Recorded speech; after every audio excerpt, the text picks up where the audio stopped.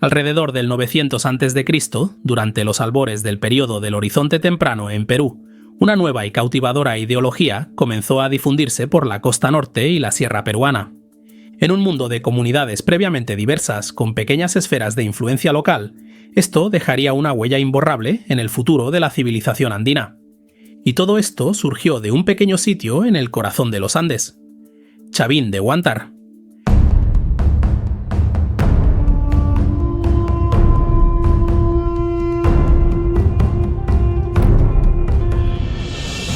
Soy Rafael González y te doy la bienvenida a las Américas Antiguas. Espero que al final de este vídeo me haya ganado tu me gusta y suscripción. Chavín de Huántar no era la sede de un gran estado ni imperio. Sin embargo, su influencia fue tan grande que durante la primera mitad del siglo XX se creyó que Chavín de Huántar era la cultura madre primigenia de la civilización andina.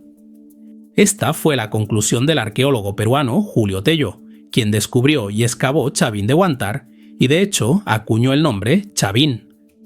Ahora sabemos que existen otras ciudades y civilizaciones mucho más antiguas que Chavín de Huántar en Perú, y que la cuna de la civilización andina se encuentra en la costa peruana, allá por el período precerámico. Pero si Chavín de Huántar fuera solo un sitio más, no le dedicaríamos un episodio completo, ni al movimiento cultural que de él surgió. Antes de centrarnos en Chavín de Huántar, hagamos un breve resumen de los acontecimientos en la costa tras el período precerámico. Hemos de ubicarnos en Sudamérica, al final del período precerámico, cuando el Norte Chico, una cultura de la que hablaremos pronto, comenzó su declive y surgieron nuevas ciudades costeras, junto con la primera cerámica en los Andes. Este período se conoce como período inicial y abarcó desde aproximadamente el 1800 hasta el 900 a.C. Me gustaría retomar el período inicial en un episodio posterior y explorar algunos de estos sitios con mayor detalle. Muchos de ellos son fascinantes y dignos de mención, pero por ahora nos centraremos en la cultura chavín. Es importante saber que la complejidad social y cultural aumentó drásticamente durante el período inicial. La arquitectura en forma de U del período precerámico se mantuvo en la costa central, al igual que las plazas hundidas en la costa norte. Durante este periodo, las poblaciones comenzaron a desplazarse tierra adentro desde la costa a medida que mejoraban las técnicas de irrigación. Las tierras altas también experimentaron nuevos avances. Los yacimientos se volvieron más complejos en esta región, y aquí encontramos las primeras evidencias de la metalurgia del oro en Sudamérica. Si bien se trata de una metalurgia muy básica, representa un desarrollo importante en la cultura andina, por lo que retomaremos este tema más adelante. Ahora que hemos contextualizado la situación, vayamos a Chavín de Huántar y veamos qué ocurría allí al final del período inicial. Chavín de Huántar se ubica en la confluencia de los ríos Mosna y Huachesca, en la sierra, a más de 3.000 metros de altitud. La zona es propicia para la agricultura de secano y la cría de camélidos, pero no destaca especialmente por su producción de alimentos. Sin embargo, su ubicación sí es excepcional en lo que respecta al comercio. Chavín de Huántar se encuentra en medio de dos importantes rutas que conectan la sierra con la Amazonía y la costa. Por lo tanto, gozaba de una posición clave para beneficiarse del tránsito entre estas zonas. Esto contribuyó a que el asentamiento inicial floreciera hasta convertirse en un importante centro religioso y comercial. Acerquémonos al sitio y observemos con más detalle. La religión fue fundamental para el éxito de Chavín, por lo que no debería sorprender que la arquitectura predominante sea de carácter religioso. El principal atractivo de Chavín de Huántar es su templo. El templo se construyó en varias fases, por lo que analizaremos sus primeras etapas y luego su apogeo, lo cual es útil porque se pueden relacionar con diferentes etapas de la historia del sitio. Comencemos con el diseño original. Y mira eso, tiene una planta en forma de U, similar a las que se podían ver en la costa central. Para ser justos, este no es el primer uso de esta planta en la sierra, pero sin duda vale la pena destacar la influencia presente. En el centro de la U se encuentra otra tradición costera, esta vez del norte, el patio hundido. El patio está rodeado de piedra finamente tallada, decorada con intrincados frisos de jaguares en proceso y figuras míticas, o quizás incluso guerreros. El templo se construyó con mampostería de piedra. En los muros exteriores sobresalen varios rostros amenazantes tallados con gran detalle, conocidos como cabezas de tenón. En realidad, estos son los extremos de largos bloques que anclan las cabezas a la pared. Curiosamente, se encuentran en la parte posterior del templo y habrían sido lo primero que se veía al entrar en la ciudad. Supongo que nada da la bienvenida a Chavin de Huántar como rostros con colmillos amenazantes. El antiguo templo es mucho más que un simple edificio y una plaza. Está repleto de pasadizos y salas laberínticas. El término técnico para estas estructuras es galerías. Construirlas habría sido una tarea titánica, y aunque existen galerías similares en otros yacimientos antiguos, no son tan sofisticadas. Las galerías también cuentan con cientos de conductos de ventilación y canales de drenaje para ventilar el espacio y evacuar el agua que pudiera entrar. Hace unos años, los arqueólogos pudieron explorar algunos de estos túneles más pequeños con un vehículo explorador y descubrieron cuerpos enterrados dentro de la estructura. Es probable que estos objetos procedan de sacrificios realizados durante la construcción del templo, ya que no parecen ser entierros de la élite. Las galerías estaban repletas de ofrendas y objetos rituales cuando fueron descubiertas. Muchas de estas ofrendas estaban hechas de materiales no locales, lo que indica que personas y bienes de lugares lejanos llegaban a Chavin de Huántar por motivos religiosos. Las galerías también podrían haber servido como almacén o vivienda para los sacerdotes, pero no se sabe con certeza. Sin embargo, la principal atracción se encuentra al final del conducto central, el lanzón. Se cree que esta es la deidad suprema principal del antiguo templo. Su larga posición vertical en el centro del templo representa un eje del mundo, que establece un vínculo entre lo terrenal y lo divino. Es probable que este ídolo solo fuera visible para los sacerdotes del templo, y el acceso a él habría estado muy restringido. No se parece a un ídolo de culto como los que conocemos en la tradición occidental. Esas estatuas podían sacarse y venerarse públicamente en días especiales. Pero, ¿y el lanzón? Pues no. Él está bien asentado ahí dentro y no puede salir. El antiguo templo es impresionante por sí mismo, pero los habitantes de Chavin de Huántar no se quedaron de brazos cruzados tras su construcción. A medida que crecía el prestigio de la ciudad, fueron añadiendo elementos al templo a lo largo de los siglos siguientes, hasta que alcanzó su configuración actual. El lado sur del templo se transformó en una pirámide truncada. La cima estaba coronada por una plataforma de 2 metros de altura a la que solo se podía acceder desde el interior. Esto representa un cambio radical. La plataforma está claramente diseñada para la realización de rituales públicos. Anteriormente, los rituales probablemente se limitaban a las galerías o a la plaza inferior. Aquí se elevaba para que todos pudieran verlos. El nuevo templo también contaba con una nueva plaza hundida. Aunque no es circular, esta es rectangular. Desde la plaza se accede al templo a través del portal blanco y negro, llamado así por el color de las piedras utilizadas en su construcción. El nuevo templo, al igual que el antiguo, tiene varias galerías en su interior. También hay una nueva representación de la deidad suprema en un gran bloque de granito. Esta obra maestra se llama la Stella Raimondi. Al igual que el lanzón, se representa con un estilo antropomórfico, pero esta vez sostiene un bastón en cada mano. En el sitio de Caral hallaron una deidad representada de forma similar, pero en ese caso la datación fue controvertida. Aquí no existe tal controversia y podemos datarlo con seguridad en este periodo. Ahora bien, estos cambios no obligaron al cierre del antiguo templo. Esa sección original continuó utilizándose para ceremonias religiosas. Desafortunadamente, no sabemos mucho sobre el culto religioso de Chavin, aparte de lo que podemos deducir de su arte y arquitectura. El arte Chavin es muy distintivo. La primera palabra que me vino a la mente al verlo por primera vez fue abarrotado. Pero, de hecho, el arte Chavin tiene una lógica y una razón de ser. El arte Chavin se caracteriza por líneas y curvas sencillas que representan imágenes reconocibles de animales o humanos. A menudo, los elementos más grandes se componen de muchos elementos más pequeños ensamblados. La simetría bilateral también es una característica notable en muchas obras de Chavin. Otra característica interesante del arte de Chavin es su anisotropía, lo que significa que se puede girar la obra 90 o incluso 180 grados y las imágenes seguirán viéndose en posición vertical. Fíjate. Este estilo es tan distintivo que facilita enormemente rastrear la influencia de la cultura Chavin. Veamos algunos ejemplos. Comencemos con el imponente lanzón. Me referiré a la deidad suprema como masculino, pero cabe mencionar que también podría ser una deidad femenina. Sin embargo, la mayoría de los estudiosos la consideran masculina. En la escultura de El Lanzón, la deidad suprema se representa como una figura antropomórfica con una boca llena de colmillos, manos con garras y serpientes como cabello. Por si no se percataron de todas las características felinas, su tocado está compuesto por hileras de cabezas de jaguar con colmillos. El lanzón no se anda con rodeos. Proyecta una imagen feroz y poderosa con esas cualidades de jaguar, y aún así su pose parece buscar el equilibrio, como si asegurara una armonía cósmica. Ahora, la deidad suprema también está representada en otras obras.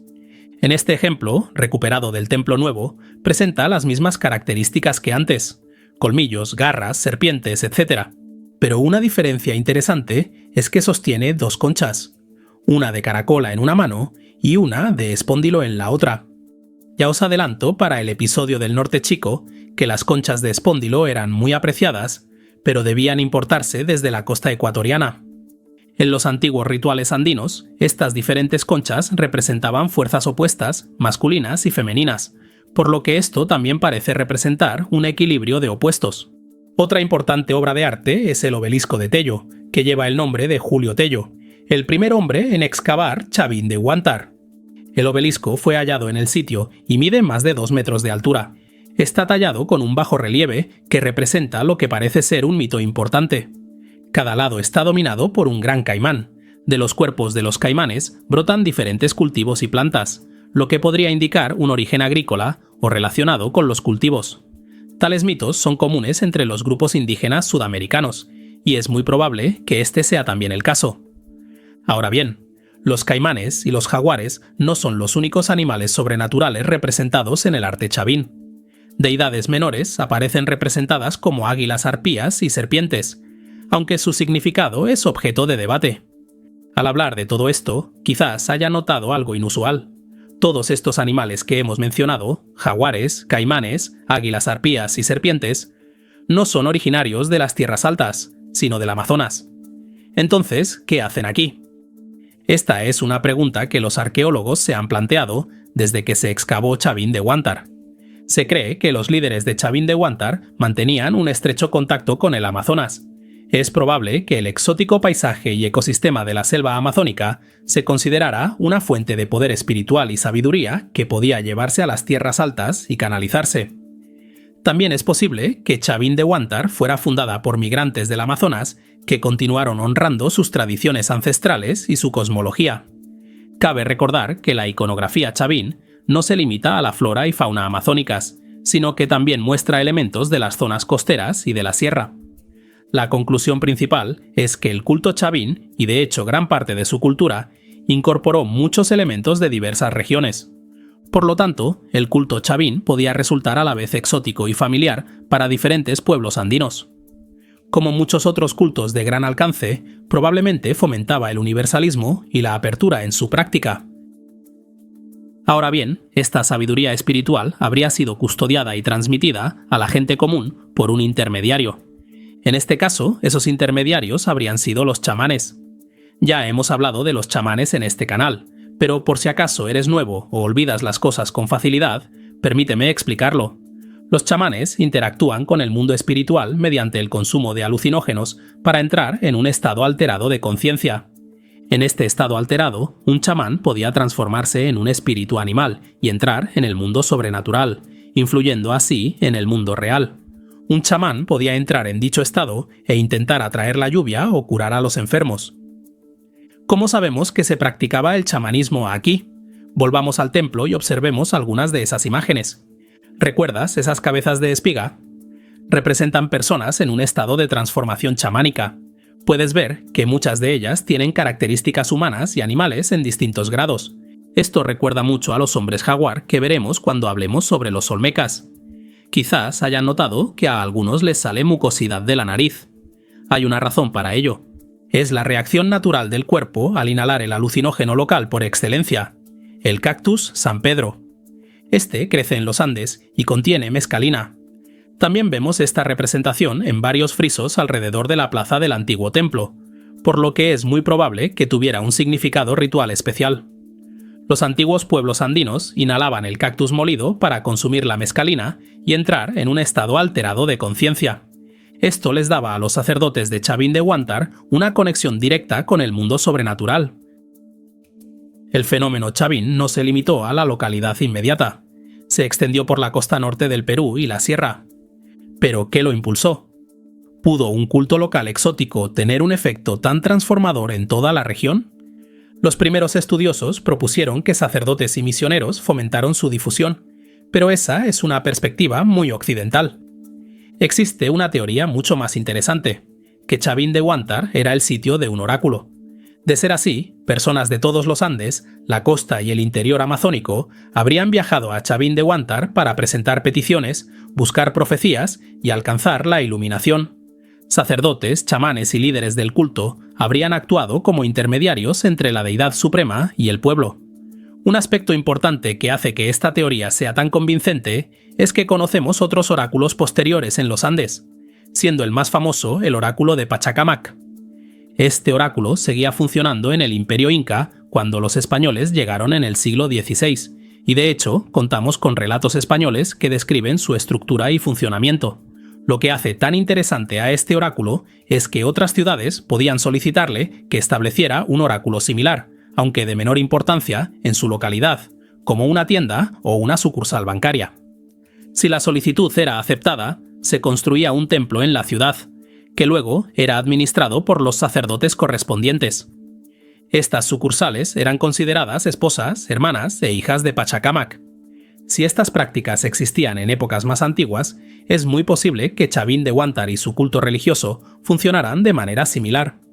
Esto también explicaría la gran dispersión del culto a Chavín. En definitiva, es solo una teoría, pero me resulta muy atractiva. Más allá de todo esto, ¿cómo era la vida en Chavín de Huántar y qué impacto tuvo el culto en ella? En sus inicios, Chavín de Huántar no era un asentamiento grande. Cuando se construyó el antiguo templo, vivían allí menos de 500 personas, una cifra muy inferior a la de los florecientes centros de la costa. Se ganaban la vida cultivando papas, quinoa y maíz, y criando llamas y alpacas. Sin embargo, la ubicación de Chavín de Huántar le permitió acumular riqueza poco a poco, gracias a los excedentes agrícolas y al flujo de peregrinos. Con el tiempo, Chavín de Huántar comenzó a acumular cada vez más riqueza. Una vez que la riqueza comenzó a acumularse considerablemente, surgió una clase dirigente influyente. Esto se evidencia en la continua expansión y reconstrucción del antiguo templo. Para lograrlo, debieron haber acumulado una enorme cantidad de mano de obra y recursos materiales. Es muy probable que las comunidades vecinas colaboraran en la construcción de estas enormes estructuras. Esto se evidencia en el registro arqueológico por la presencia de esculturas religiosas chavín en estas comunidades durante este periodo. La naturaleza exacta de esta élite no se comprende del todo, aunque probablemente tuviera un fuerte componente teocrático. Pudo haber sido una élite religiosa, social o una combinación de ambas. No se han encontrado entierros de élite en Chavín de Huántar, ni representaciones de líderes históricos, por lo que solo podemos especular sobre cómo se ejercía la autoridad. Para el periodo Horizonte Temprano, la población de Chavín de Huántar pudo haber alcanzado entre 2.000 y 3.000 habitantes, lo que la habría convertido en una de las más grandes del Perú en aquel entonces. De hecho, era tan próspera que se empezaron a importar alimentos a Chavín de Huántar. Esto fue posible gracias al florecimiento del comercio. De hecho, esto se evidencia en la cantidad de objetos exóticos hallados en el sitio, particularmente en las ofrendas de las galerías del templo. Además, recuerden lo que mencioné antes sobre la ubicación. Chavín de Huántar estaba perfectamente situado para aprovechar las rutas comerciales andinas, y vaya que lo hicieron. Se importaban productos como obsidiana, conchas marinas, cinabrio y cerámica exótica. De hecho, el comercio de obsidiana en Chavín de Huántar fue tan exitoso que se convirtió en el material más común para la fabricación de herramientas, a pesar de que su origen se encontraba a cientos de kilómetros de distancia y se podía sustituir fácilmente por sílex local. Muchos de estos materiales fueron elaborados con gran detalle para crear objetos terminados. Un buen ejemplo es esta concha de estrómbido con una escena bellamente tallada de un sacerdote tocando la trompeta. Si bien este ejemplar en particular proviene del Valle de Lambayeque, se han encontrado otras conchas similares en el sitio. Estas conchas habrían provenido de toda la costa peruana e incluso de lugares tan lejanos como Ecuador. Ahora bien, los habitantes de Chavín de Huántar no solo recibían estos bienes como regalos y ofrendas, también intercambiaban sus propios bienes.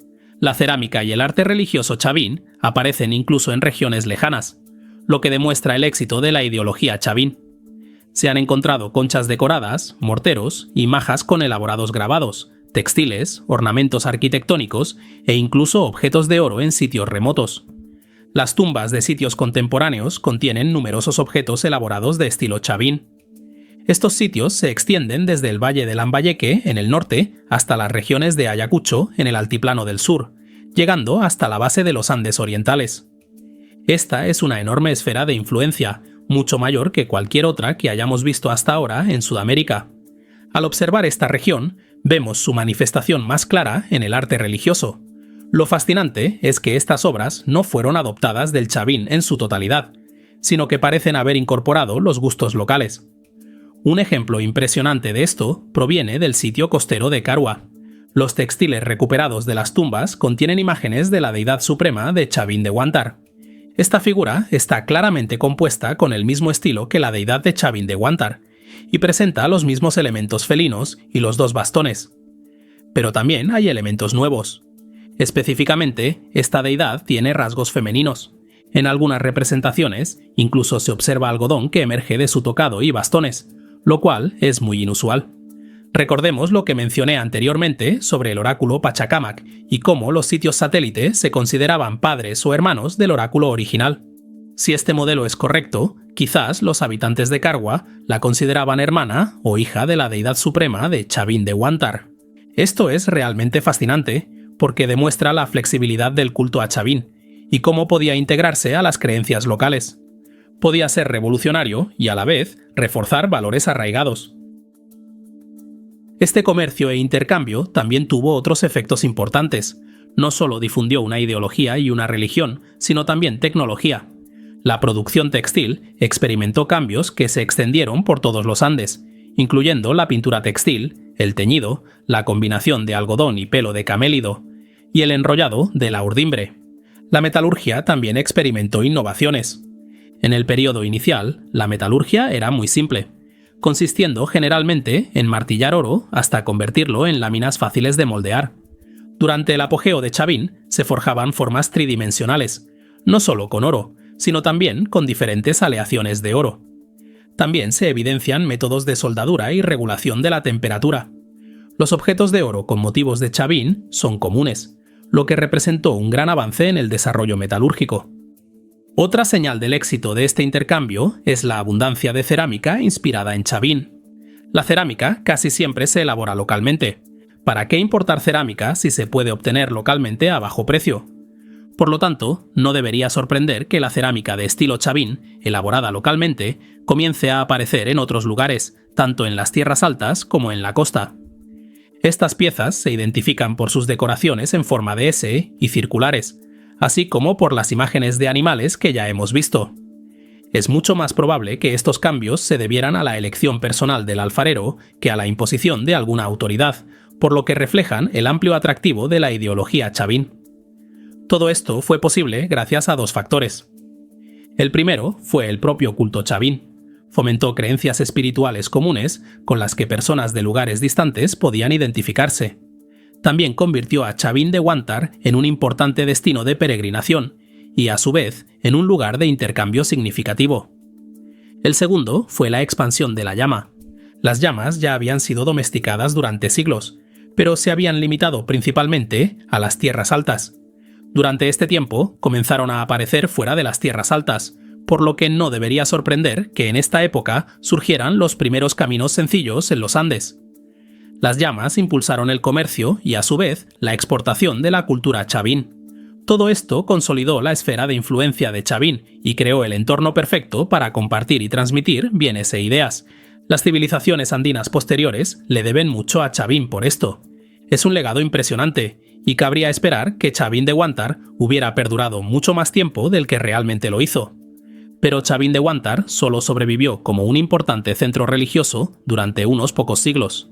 Existen algunas cronologías diferentes, pero sin duda, hacia el 300 a.C., había dejado de funcionar como antes. La gente seguía viviendo allí, pero los antiguos ritos habían desaparecido. Quizás la gente aún visitaba el oráculo, pero ciertamente no en grandes cantidades.